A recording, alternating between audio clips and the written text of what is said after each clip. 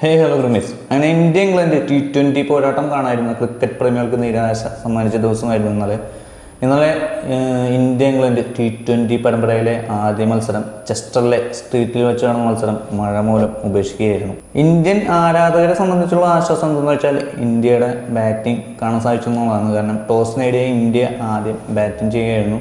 ഇന്ത്യയുടെ ബാറ്റിംഗ്, അതായത് India 20 over പൂർത്തിയാക്കിയ ശേഷമാണ് മഴ വില്ലനായത്. അത് മത്സരത്തിനിടയിലും ചെറുതായിട്ട് ഇങ്ങനെ മഴ പൊടിയുന്നത് നമുക്ക് ഇന്നലത്തെ മത്സരത്തിൽ കാണാവുന്നതാണ്. അതിനുശേഷം മഴ കൂടുതൽ ശക്തി ആർജിച്ചതോടെയാണ് ഇന്ത്യ ഇംഗ്ലണ്ട് പോരാട്ടം ഇന്നലെ രണ്ടാം പകുതി പുനരാരംഭിക്കാൻ സാധിക്കാതെ വന്നത് മഴ മൂലം കളി ഉപേക്ഷിച്ചതും. ഇംഗ്ലണ്ട് ഫുട്ബോൾ ഫാൻസിനെ സംബന്ധിച്ച് ഇന്നലെ അവർക്ക് വലിയൊരു ആശ്വാസം നൽകുന്ന വാർത്തയായിരുന്നു. ഇംഗ്ലണ്ട് DR കോങ്കോയ്ക്കെതിരെ 2-1 മത്സരം ജയിച്ച് ഒരു പ്രീ ക്വാർട്ടറിലേക്ക് കടന്നിരിക്കുകയായിരുന്നു. ഒരു ഗോളിന് പിന്നിട്ട് നിന്ന ശേഷമാണ് England back to back 2 goal അടിച്ച് ഇന്നലെ DR കോങ്കോയ്ക്കെതിരെ വിജയം സ്വന്തമാക്കിയത്. അപ്പോൾ ഒരു വശത്ത് ക്രിക്കറ്റിൽ നിരാശ സമ്മാനിച്ചെങ്കിലും മറുവശത്ത് ഫുട്ബോളിൽ ഇംഗ്ലണ്ടിന് വലിയൊരു സന്തോഷ വാർത്തയാണ് ഇന്നലെ ഉണ്ടായത്. ഇന്നലെ ടോസ് നേടിയ ക്യാപ്റ്റൻ ശ്രേയസ് അയ്യർ ബാറ്റിംഗ് തിരഞ്ഞെടുക്കുകയായിരുന്നു. അതായത് അയർലൻഡ് സീരീസിൽ 2 മത്സരം ആദ്യം ബോളിംഗ് തിരഞ്ഞെടുത്ത് പരാജയപ്പെട്ടുകൊണ്ടായിരിക്കും ഇപ്രാവശ്യം ക്യാപ്റ്റൻ ശ്രേയസ് അയ്യരെ മാടി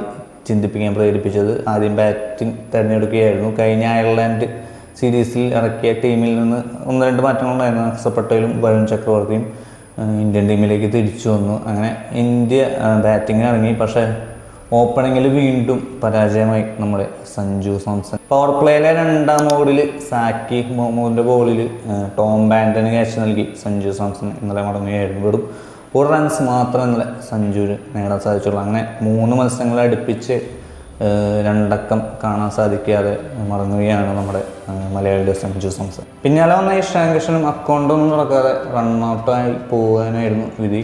അപ്പോൾ സഞ്ജു സാംസണോടൊപ്പം തന്നെ ഫോം ഔട്ടിലാണ് നമ്മുടെ ഇഷാൻ കിഷനും. കഴിഞ്ഞ 3 ഇന്നിങ്സിലായി വലിയൊരു ഇന്നിങ്സൊന്നും കളിക്കാൻ ഇഷാൻ കിഷനും സാധിച്ചില്ല. അത് സഞ്ജുവിനെ സംബന്ധിച്ച് വലിയൊരു ആശ്വാസം നൽകുന്ന കാര്യം തന്നെയാണ്.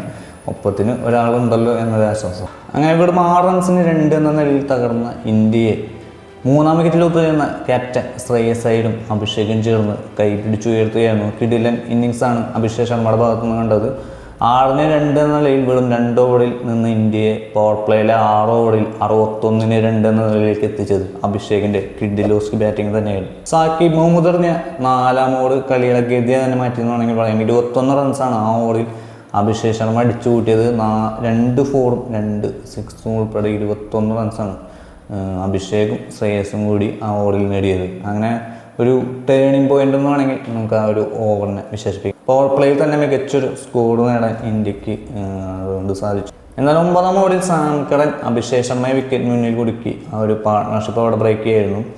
82 റൺസാണ് ശ്രേയസ് അയ്യരും അഭിഷേകും കൂടി 3ാം വിക്കറ്റിൽ ഇന്ത്യക്ക് വേണ്ടി കൂട്ടിച്ചേർത്തത്. വെറും 24 പന്തിൽ 6 4 4 6 ഉൾപ്പെടെ 59 റൺസ് എടുത്താണ് ഇന്നലെ അഭിഷേക് ശർമ്മ കളം വിട്ടത്. പിന്നീട് തിലക് വർമ്മ ഇരുന്നു. തിലക് വർമ്മയുടെ ഭാഗത്തുനിന്ന് കാര്യമായൊരു പ്രകടനമൊന്നും കണ്ടില്ല. ക്യാപ്റ്റൻ ശ്രേയസ് അയ്യറിനൊരു സപ്പോർട്ട് നൽകുക എന്ന് മാത്രമാണ് തിലക് വർമ്മയുടെ ഒരു ഉത്തരവാദിത്വം ഉണ്ടായിരുന്നുള്ളൂ. അങ്ങനെ 4ാം വിക്കറ്റിൽ ഇരുവരും കൂടി 36 റൺസ് കൂട്ടിച്ചേർത്താണ് പിരിഞ്ഞത്. പിന്നീട് നമ്മുടെ ആടുച്ചാമി ശിവന്തുബ എന്ന ശിവന്തുബയുടെ വക നല്ലൊരു കിടിലൻ ക്യാമിയോ ഇന്നിങ്സ് തന്നെയാണ് കണ്ടത്. വെറും 21 പന്തിൽ 2 4ഉം 3 6ഉം ഉൾപ്പെടെ 42 റൺസാണ് നമ്മുടെ ശിവന്തുബെ ഇന്ത്യക്ക് വേണ്ടി നേടി. നല്ലൊരു മിഡിൽ ഓവേഴ്സിൽ നല്ലൊരു ഇന്നിങ്സ് കാഴ്ചവെക്കാൻ സാധിച്ചു. അതുപോലെ തന്നെ ക്യാപ്റ്റൻ ശ്രേയസ് അയ്യർ തൻ്റെ ക്യാപ്റ്റൻ്റെ ഉത്തരവാദിത്വം മറുവശത്ത് കയറ്റിക്കൊണ്ടിരിക്കുകയായിരുന്നു.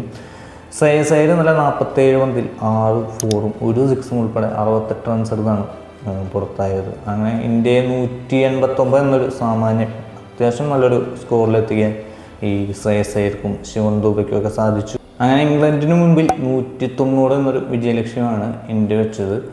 ഇംഗ്ലണ്ടിന് വേണ്ടി 4 ഓവറിൽ വെറും 33 റൺസ് മാത്രം ഇട്ട് തുടങ്ങി 3 വിക്കറ്റ് നേടിയ സാക്കിബ് മുഹമ്മദാണ് ഇംഗ്ലണ്ടിന് വേണ്ടി അത്യാവശ്യം നന്നായി ബോൾ ചെയ്തത്.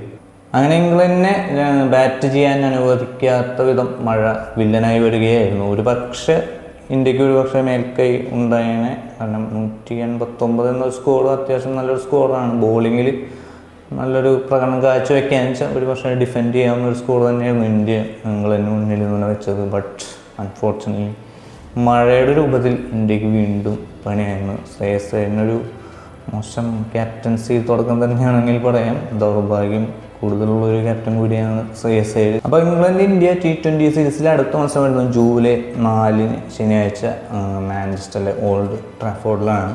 അപ്പോൾ അടുത്ത മത്സരത്തിലും ഇതുപോലെ നല്ലൊരു ബാറ്റിംഗ് പെർഫോമൻസ് കാഴ്ചവെക്കാൻ സാധിക്കട്ടെ. ഒരു മുഴുനീള T20 മത്സരം അന്നും നടക്കട്ടെ എന്ന് നമുക്ക് ആശംസിക്കാം.